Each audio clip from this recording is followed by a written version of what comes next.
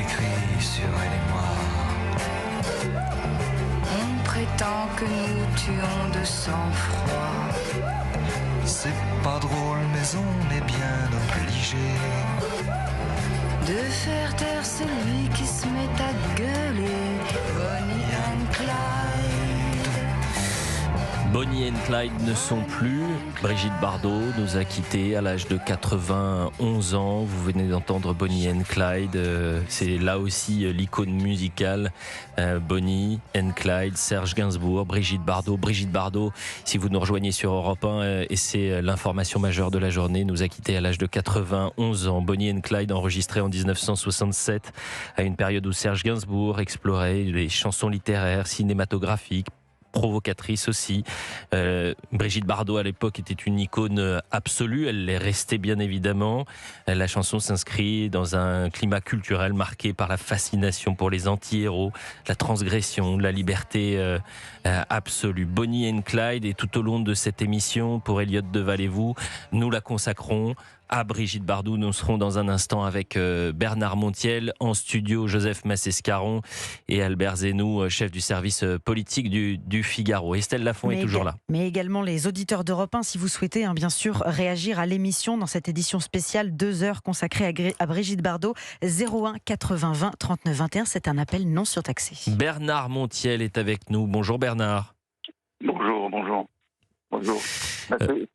C'est horrible. Je le redoutais en plus, vous savez. J'avais laissé entendre dans la presse récemment que tout allait mieux, ne pas trop s'inquiéter, mais en fait, on était tous très très inquiets, effondrés évidemment. On savait qu'elle n'allait pas s'en sortir, quoi.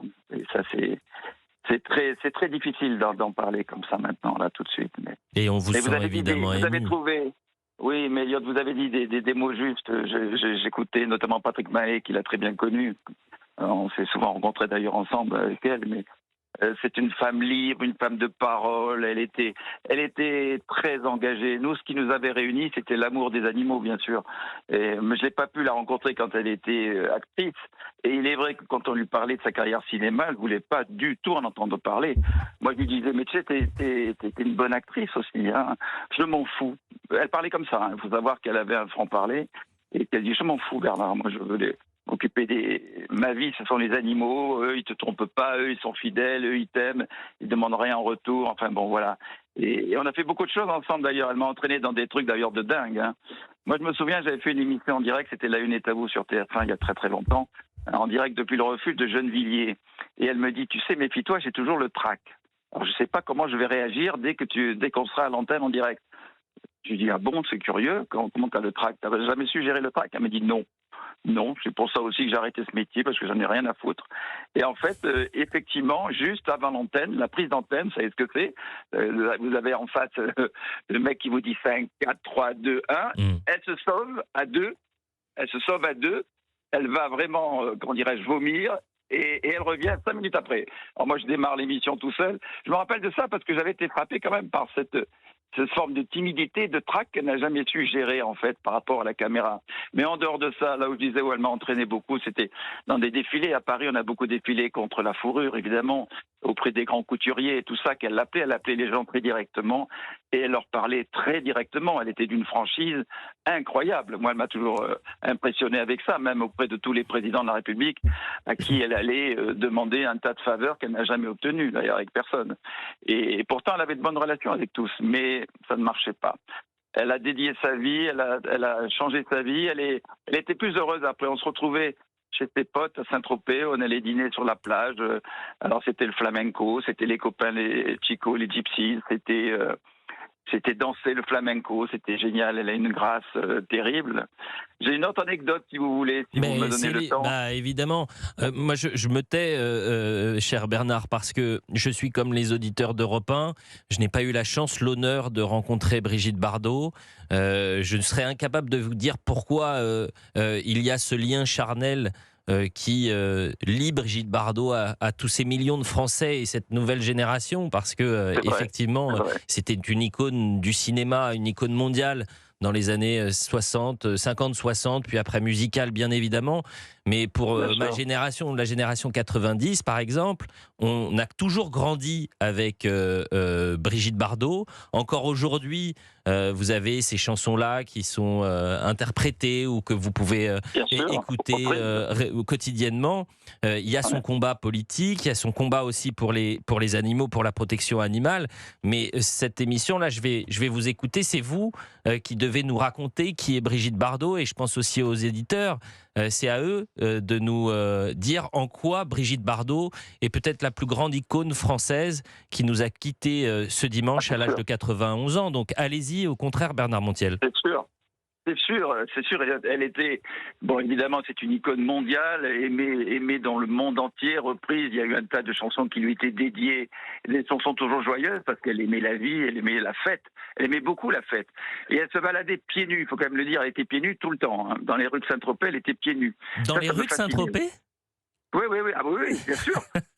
Ah ben non, elle descendait avec sa petite bagnole, là, une petite espèce de petite voiture, vous savez, électrique. Oui. Et elle descendait, elle était pieds nus, elle était tout le temps pieds nus, de toute façon. Hein. C'était comme une sauvageonne, si vous voulez. Quand vous la voyez, elle n'avait rien à foutre. Vous savez, quand on allait dîner, par exemple, même à Paris, parce qu'évidemment, on s'est beaucoup vu à Paris aussi, elle avait une maison rue de la Pompe, et on allait dîner dans les restos d'à côté, vous vous dites, c'est une superstar. Alors là, rien à foutre.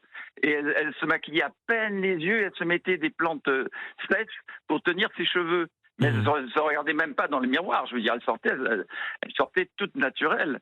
Et quand les gens la reconnaissaient, bon, elle leur décochait un petit sourire et puis c'est tout, quoi. Je veux dire, ça se passait très bien. Mais ce que je voulais raconter surtout, c'était l'anecdote. J'avais la radio à l'époque, d'ailleurs c'était Europe 2 à l'époque, à Saint-Tropez, et je recevais Roger Vadim. Et je l'appelle pour Roger Vadim, et il se trouve qu'elle était fâchée avec lui à ce moment-là. Elle a été très claire à ce propos parce qu'il avait écrit, selon elle, des propos pas gentils sur ces femmes et notamment sur Brigitte. Donc Brigitte me dit, pas question, je viendrai pas dans l'émission avec toi rencontrer Vadim, je n'ai rien à faire. Et il se trouve que j'ai insisté, parce que Vadim avait écrit un livre, je ne sais pas si vous vous rappelez, où il racontait un peu sa vie avec toutes ces femmes, de Catherine Deneuve à Schneider, il y a toutes ces belles femmes qu'il a rencontrées dans sa vie. Et il se trouve qu'elle ne voulait pas le voir. Bon, j'ai insisté, et comme on s'entendait vraiment bien, elle est venue. Petite robe, très mignonne, pieds nus. Et puis bon, elle le voit, elle lui dit, bon, t'es un connard, mais t'embrasses quand même. Voilà. Elle parlait comme ça c'était elle. Elle parlait comme ça sûr.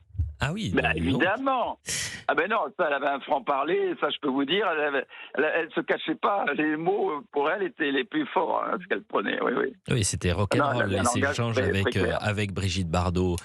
Merci Bernard Montiel pour ces témoignages et de nous raconter, être au plus près finalement de Brigitte Bardot et de ces échanges, de ces histoires que vous avez pu vivre à ses côtés. Brigitte Bardot qui nous a quittés à l'âge de 91 ans. Bernard, si vous aviez un échange avec elle qui vous a marqué, ou si vous aimeriez dire quelque chose, peut-être avoir un mot à ses proches, à ses fans qui nous écoutent et qui sont évidemment bouleversés par la disparition de Brigitte Bardot, vous souhaiteriez dire quoi ce dimanche sur Europe 1 ? Aux amoureux des animaux, surtout, vous avez raison, elle a ouvert le chemin, et le chemin, on va continuer à se battre dans le combat de sa vie, les animaux, et vous avez raison de l'aimer, c'était une femme exceptionnelle, libre, et épanouie, et qui avait son franc-parler, et elle va beaucoup nous manquer, vraiment, et son combat, on va le mener, on le continue, son combat. J'ai le souvenir, et j'ai pu couvrir, j'ai eu la chance de couvrir, et ça a été l'un des plus grands moments de ma courte carrière journalistique, jeune carrière journalistique, l'hommage populaire pour Johnny Hallyday. Ces centaines de milliers de Français qui se sont retrouvés à Paris, place de la Concorde, puis en l'église de la Madeleine.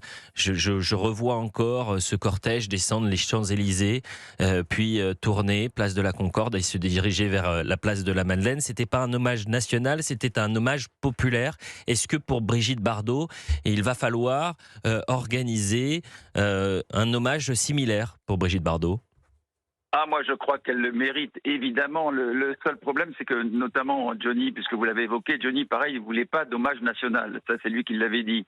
Là, maintenant, les volontés de Brigitte, je ne les connais pas. Moi, à mon avis, elle n'en voudra pas d'hommage national. Ça, la connaissant, comme elle n'a jamais aimé aucun président en réalité, je veux dire, elle ne va pas vouloir un hommage national. Elle sera Non, plus heureuse avec un hommage on pourrait populaire. avoir un hommage populaire. L'hommage Ah, mais ça, on national est l'aura. quelque chose de très formel, mais pour Johnny Hallyday, c'était pas un hommage national. C'est bien ce que je vous dis. C'était l'hommage populaire, Oui, oui, c'est-à-dire c'est vraiment, tout à c'était fait, toute la c'est tout à France fait. qui s'était réunie, à Paris, qui s'était retrouvée. Moi, je me souviens d'échanger avec des Français fans de Johnny, de génération en génération, un père de famille qui était venu avec son gamin, qui avait fait plus de 20 heures de bus pour rejoindre la capitale et vivre ce moment.